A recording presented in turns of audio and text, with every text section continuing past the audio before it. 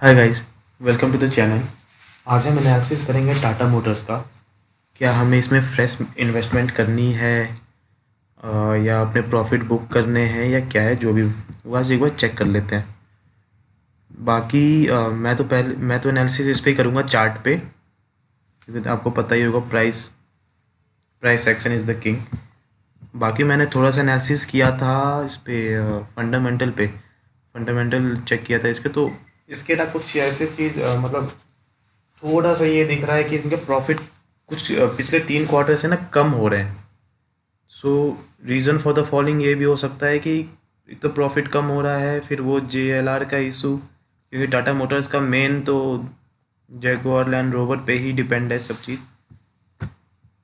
तो उनका भी वो बिजनेस भी थोड़ा सा कम ही चल रहा है अभी। चलिए तो हम एक बार चेक करते हैं, एक बार लेआउट चेंज कर दूँ।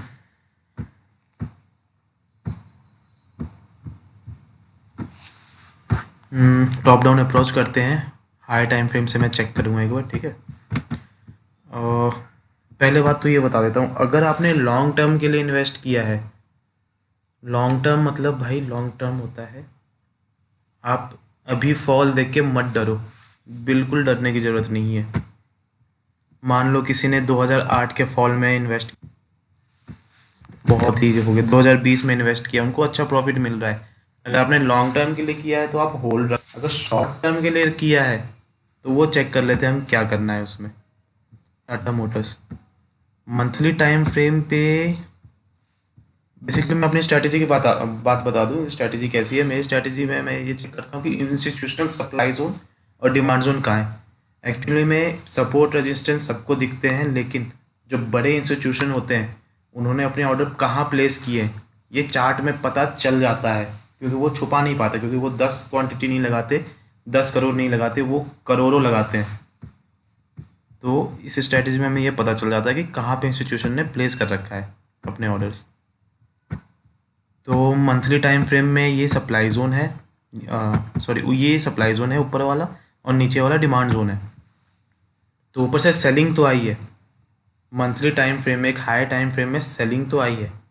जिन लोगों ने बहुत पहले बाई कर रखा था कोरोना के टाइम में कभी भी, तो यहाँ पे उनको अगर निकलना था इस रेजिस्टेंस ब्रेक के बाद तो वो निकल सकते थे। बट अगर अभी आपने होल्ड कर रखा है तो एक फ्रेश शॉर्ट टर्म, मतलब अगले 1-2 साल के लिए जो बाइंग की जो पोजीशन होगा ये होगा, जहाँ से मतलब वापस ये उठ सकता है, क्योंकि मंथली जोन जो होता है ना, वहाँ से इंस्टीट्यूशन फ्रेश इन्वेस्टमेंट करते हैं मंथली वीकली से। तो ये वाला जोन है अराउंड 655 से लेके 589 तक, इसके बीच में इंस्टीट्यूशन एक नया फ्रेश ऑर्डर प्लेस कर सकते हैं। तो मैं ये रिकमेंडेशन नहीं दे रहा आपको कि आप यहाँ पे बाय कर लो, एंट्री लेने का एक तरीका अलग होता है, ठीक है। वीकली का अगर हम चेक करें तो वीकली का कहीं ना कहीं ये अपने डिमांड जोन पे ही है, शॉर्ट टर्म के लिए डिमांड जोन पे ही है। यहाँ से अगर बाइंग आएगी तो ऊपर कहीं रुकावट तो नहीं है इसमें।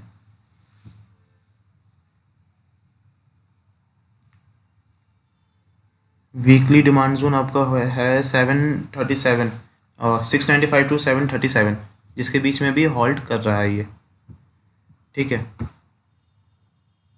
और डेली का अगर हम चेक करें, डेली में तो चलो ये थोड़ा सा ये पोजिशनल हो जाता है, स्विंग हो जाता है, ये हफ्ते 2 हफ्ते के लिए ही। तो आपको अभी करना क्या है, मैं ये बता देता हूँ कि जैसे आप डिमांड जोन, अब मंथली अगर आपने होल्ड कर रखा है, आपने इंटरडे बेसिस पे बाई किया था और अब आप बन चुके हो लॉन्ग टर्म इन्वेस्टर्स, तो मैं उसके लिए तो कुछ नहीं कर सकता, ठीक है। बट अगर आपने लॉन्ग टर्म के लिए बाई किया था, अगर शॉर्ट टर्म के लिए बाई किया था, तो मैं बता दूं कि अभी ना ये वीकली डिमांड जोन पे है। तो अगर ये टूटता है तो यहाँ ना 2-3 और डिमांड जोन है वीकली के, जहाँ पे होल्ड करेगा। अगर आप प्रॉफिट में हो तो कुछ क्वांटिटी बुक कर लो। जब यहाँ से एक नया रिवर्सल, एक bullish candle weekly time frame पे बने, बुलिश कैंडल, तब आप फ्रेश इन्वेस्टमेंट कर सकते हो, ठीक है। ये अगर आपने ये साल 2 साल भर के लिए आपने लिया है तो, बट अगर आप लॉन्ग टर्म के लिए और सोच रहे हो तो वीकली डिमांड जोन ये है। अगर यहाँ से कोई बुलिश कैंडल बने, हैमर या कोई इंगल्फिंग या कुछ भी, तो आप यहाँ पे बाई कर सकते हो, मतलब इंस्टीट्यूशन ने यहाँ पे बाइंग करना स्टार्ट कर दिया है। बट अगर आपने खरीदा ही यहाँ पे है, आपने ऊपर खरीदा है नीचे, तो फिर मैं कुछ नहीं करूँगा, वो तो आप long term life time investment बन चुके हो, इन्वेस्टर बन चुके हो उसके लिए। बट आपने यहाँ खरीदा है तो प्राइस तो भी यहाँ पहुँच रहा है।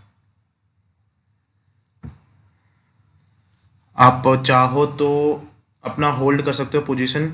अगर प्राइस मंथली टाइम फ्रेम पे ये 588 के नीचे क्लोजिंग करता है, मंथली टाइम फ्रेम पे क्लोजिंग करता है, तब ये बता रहा हूँ आप एग्जिट कर सकते हो छोटे से लॉस में। और यहाँ फ्रेश इन्वेस्टमेंट अगला मंथली का जोन यहाँ पे है। देखो monthly demand zone supply zone काम करता है, ये अगर आप चाहते हो तो मैं आपको दिखा देता हूँ। पहले ये चीज़ क्लियर हो गई, मैं अब आपको प्रूफ दिखा देता हूँ कि demand zone supply zone actual में काम करते हैं। बट वो कैसे काम करते हैं उसका तरीका अलग है। ये जो स्ट्रैटेजी है monthly demand zone supply zone की, ये किताबों में भी छपी हुई है। जो चीज़ पब्लिकली अवेलेबल है वहाँ स्टॉप लॉस हंटिंग होता है, बट कुछ चीज़ें मॉडिफाई करके वो काम करती हैं, जो इंस्टीट्यूशन नहीं चाहते कि आपको पता चले। मैं आपको दिखाता हूँ कि कैसे काम करती है ये। बाकी यही है, अगर आपने साल 2 साल के लिए लिया हुआ है तो वीकली डिमांड जोन अभी 2-3 है नीचे जहाँ से बाइंग आ सकती है, तो अभी आप होल्ड करो। वरना अगर लॉन्ग टर्म के लिए लिया है तो ये मंथली डिमांड जोन पे आने वाली है प्राइस। यहाँ आप फ्रेश इन्वेस्टमेंट भी कर सकते हो, अपने कुछ क्वांटिटी ऐड भी कर सकते हो, या अभी कुछ प्रॉफिट बुक करके आप यहाँ पे फ्रेश बाइंग कर सकते हो। ठीक है, अब मैं आपको प्रूफ दिखाता हूँ कि ये डिमांड जोन सप्लाई जोन काम करती नहीं करती। अब फिर क्या होता है कि कोई भी आके ज्ञान दे के चला जाता है, तो वो किस बेसिस पे करता है ना, वो चीज़ आप वेरीफाई करो, क्योंकि यूट्यूब पे बहुत सारे डेटाज हैं, बहुत सारी नॉलेज है। जहाँ फ्री नॉलेज है वहाँ मैनिपुलेशन होगी, फालतू की चीज़ बोली जाएगी, कुछ भी कुछ जो भी है मान लो। देखो मैं जैसे इंट्राडे करता हूँ, ठीक है, मेरा ये इंट्राडे का डिमांड जोन है नीचे कहीं दूर। डिमांड जोन सप्लाई जोन कैसा होता है मैं आपको मतलब एक वीडियो बना दूंगा अगर आप कमेंट करते हो तो। ये देखो रैली बेस रैली मेरे लिए डिमांड जोन है। प्राइस आप चेक करिए, क्या टाटा मोटर्स ही है ना, हाँ डेली का। मैं इंट्राडे बेसिकली करता हूँ, तो ये देखो प्राइस फॉल हुआ और यहीं पे हॉल्ट हुआ और यहाँ से बुलिश कैंडल। ये कुछ पिछले दिन के मेरे स्टॉक्स हैं। ये डिमांड जोन बन के ये सप्लाई जोन से प्राइस आ रहा है अपने डिमांड जोन पे। खैर ये चलो ये क्लियर नहीं होगा। हाँ, एक पुराना सा डिमांड जोन है, बहुत पुराना सा डिमांड जोन है। प्राइस सप्लाई जोन बना के आया, यहीं पे सपोर्ट लिया। मैं सपोर्ट रेजिस्टेंस नहीं देखता, 0% सपोर्ट रेजिस्टेंस देखता हूँ। ठीक है, ये रहा, यहाँ से सीधा ऊपर गया सप्लाई जोन तक और सप्लाई जोन से नीचे। सप्लाई जोन डिमांड जोन काम करते हैं, बट आपको एक स्ट्रेटेजी बेसिस कुछ चीज़ें होती है जो आपको चेक करके लेनी पड़ेंगी, आंख बंद करके आप ले नहीं सकते। ठीक है, ये तो बहुत परफेक्ट एग्जांपल है। डिमांड जोन पे प्राइस आया, ऊपर गया, सप्लाई जोन बनाया, प्राइस फिर नीचे आया डिमांड जोन पे, यहाँ से सप्लाई जोन बनाया। जब तक एक वॉयलेट नहीं होगा, जब तक एक टूटेगा नहीं, तब तक ये खेल चलता रहेगा। अब ये भी होते हैं कि देखो बीच में भी यहीं पे सप्लाई जोन बन गया। अभी मैंने अपडेट नहीं किया मार्किंग, नेक्स्ट टाइम प्राइस यहाँ से मेरा यहीं तक का रहेगा, यहाँ तक आने वाला, इस लेवल तक। मैं मार्किंग नहीं करूँगा, एक्चुअली मेरा इंटरडे लेवल्स है। ठीक है, बाकी आपको अगर कोई और स्टॉक्स की रिकमेंडेशन चाहिए या एनालिसिस चाहिए, आप कमेंट कर दो, मैं कोशिश करता हूँ उस पर बनाने की।